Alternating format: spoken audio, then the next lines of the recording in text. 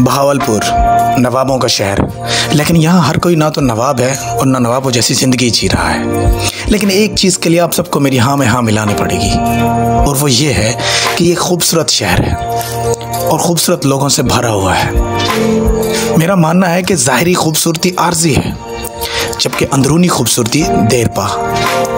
उस पर आप रहें ना रहें, वो हमेशा ज़िंदा रहती है।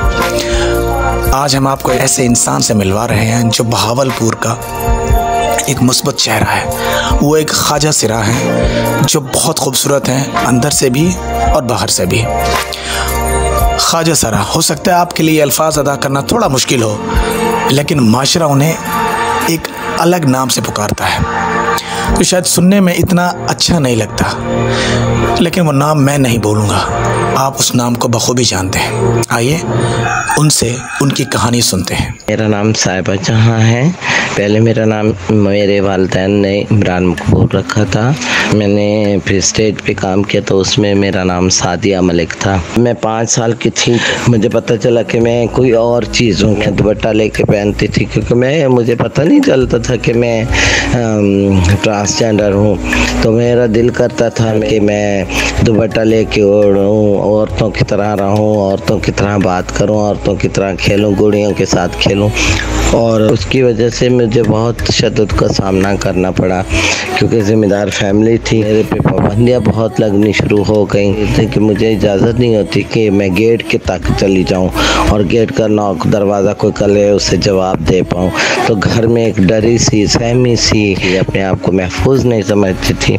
ये समझती थी कि मुझे कभी भी किसी टाइम भी ये मार देंगे। मेरी सिस्टर ने मुझे यहाँ से बहावलपुर से दौड़ाया। मैं FA के पेपर होने वाले थे तभी मैं मतलब यहाँ से दौड़ गई। तो मैं लाहौर हीरा मंडी में पहुँच गई। वहाँ पे जब मैं पहुँची, वहाँ पे अनजान ख्वाजा सिरा थे। वहाँ पे जाके देखा, वहाँ का माहौल अजीब सा लगा मुझे।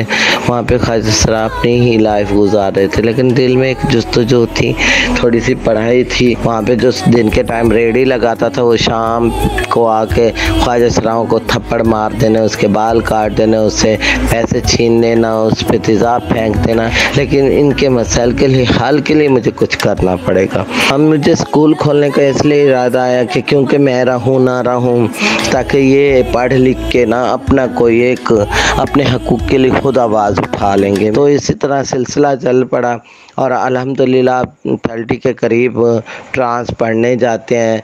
जो वो अपने आज मेरी NGOs में जो मेरी ऑर्गेनाइजेशन है उसमें भी कुछ ट्रांस पार्टिसिपेट करते हैं काफ़ी हद तक, और वो मेरी NGOs में मेरे साथ हाथ बढ़ाते हैं और जाते हैं और स्कूल के लिए भी जाते हैं। और मैंने इनको ये लगन भी देखी है, ये रात को फंक्शन से वापसी आते हैं और स्कूल का होमवर्क हो तो ये रात को 5 बजे अगर आए हैं तो ये 5 बजे किताबें खोल के बैठ जाते हैं और कहते हैं हम काम कर लें, कल हमने स्कूल में ये कुछ दिखाना।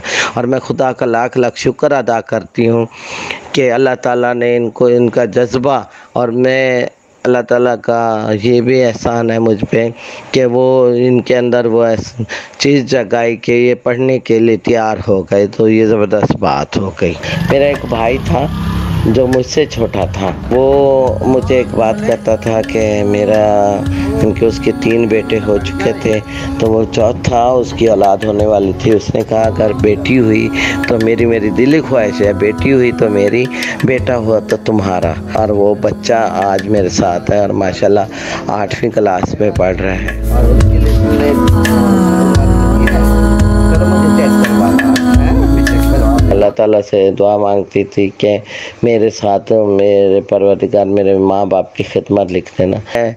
मेरे लिए तो खाना काबा यही है, मेरे लिए मेरे माँ बाप मेरे खाना काबा है, और औलाद की शक्ल में मेरा बेटा है। तो अल्लाह ताला ने मुझे तो सब चीज़ें नवाज दी।